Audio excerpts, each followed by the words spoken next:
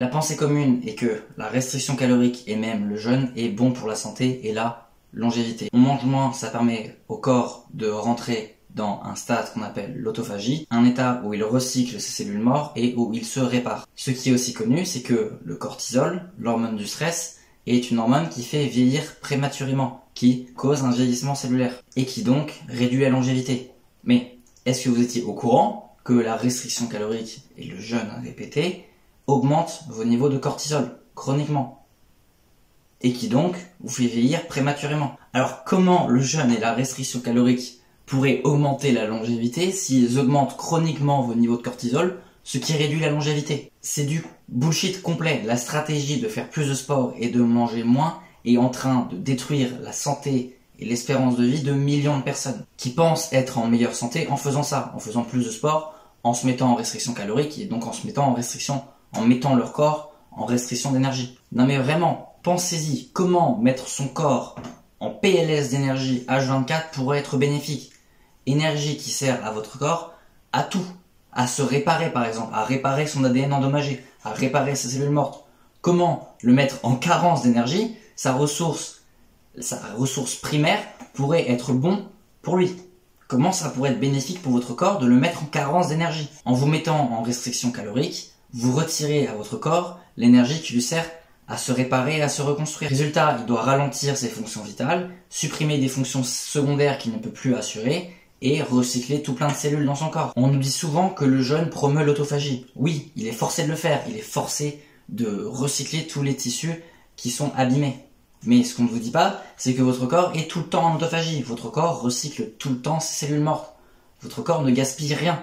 S'il y a des cellules endommagées, défaillantes, il va les réutiliser. Il va réutiliser les matériaux qui font ces cellules pour en faire d'autres. Il n'est pas con votre organisme, il ne va pas attendre d'être en état de famine pour recycler les cellules endommagées. Bien sûr que non, ça ne marche pas comme ça. Les gens jeûnent en se disant qu'ils vont recycler un peu toutes leurs cellules mortes et faire un nettoyage de leur organisme, mais il n'y a pas besoin de jeûner ni même d'être en restriction calorique pour avoir ce nettoyage cellulaire.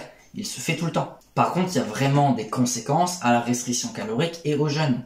Votre corps va rentrer dans un état de famine constante. Vos niveaux de cortisol vont être plus hauts. Toutes les fonctions secondaires qui ne sont pas primaires à la survie vont ralentir. Votre libido va être plus basse. Votre énergie sera plus basse. Vos performances seront plus basses. Par exemple, tout votre système de détox avec le foie sera moins effectif. Car votre corps n'a juste plus l'énergie pour. Il va donc emmagasiner les toxines. Vous perdrez aussi de la masse musculaire et de la masse osseuse. Votre corps ne pourra plus se réparer aussi bien contre tout le stress oxydatif qu'il subit. Et quand vous recommencerez à manger normalement après une restriction calorique, vous reprendrez du poids.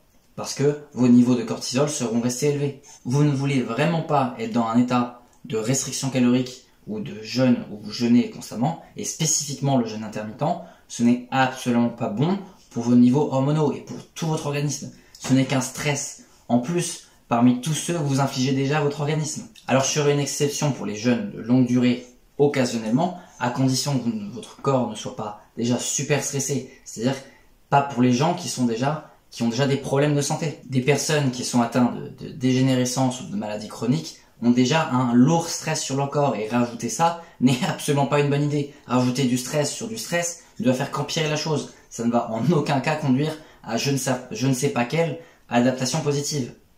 Pas du tout. Donc juste un jeûne de très longue durée, plus de 24 heures, peut-être pas, quand je dis très longue durée, plus de 24 heures, entre 1, 2 ou 3 jours en max, ça va vous aider à réparer votre paroi intestinale. Pourquoi? Parce que vous ne bombarderez plus votre intestin de toxines industrielles, de toxines végétales. Donc oui, ça va lui donner du répit, ça va permettre de réguler les populations de bactéries, et ça va lui permettre de se réparer. C'est bien un des seuls avantages que le jeûne a. Mais surtout, ne faites pas de jeûne intermittent tous les jours. C'est la pire idée. Vous allez juste avoir des niveaux de cortisol qui vont monter en flèche. C'est idiot. Donc juste, vous pouvez faire, si vous voulez, un long jeûne de 24 heures, 36 heures, une fois toutes les 2 semaines grand max. Et faites ça pendant 1 mois et demi. Faites-le 2, 3, 4 fois. Le temps de réparer vos intestins si vous revenez d'une mauvaise alimentation. Pour aider à la réparation de vos intestins, c'est tout. Après, je suis vraiment pas sûr que jeûner soit utile du tout. Et si vous voulez savoir comment perdre du poids sans restriction calorique, allez voir cette vidéo là. Donc c'est tout, et surtout, pas de jeûne intermittent et pas de restriction calorique. Mangez ce que votre corps vous demande. Vous vous rendez pas compte du stress que vous mettez sur votre corps à le mettre en carence d'énergie. Et si vous voulez plus d'aide pour atteindre une santé optimale et donc avoir les meilleures performances physiques, mentales, la meilleure attractivité que vous pouvez avoir, je vous laisse rejoindre ma communauté. Promélie en description, vous trouverez tout ce qu'il vous faut pour atteindre une santé optimale. Donc arrêtez de vous trouver des excuses et prenez votre vie en main.